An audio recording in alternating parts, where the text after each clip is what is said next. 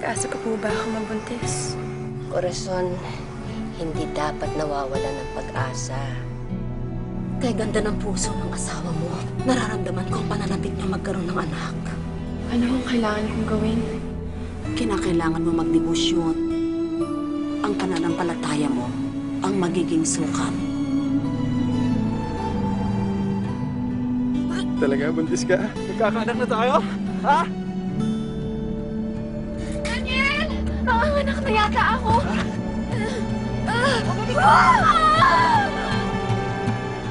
Patay ang bata.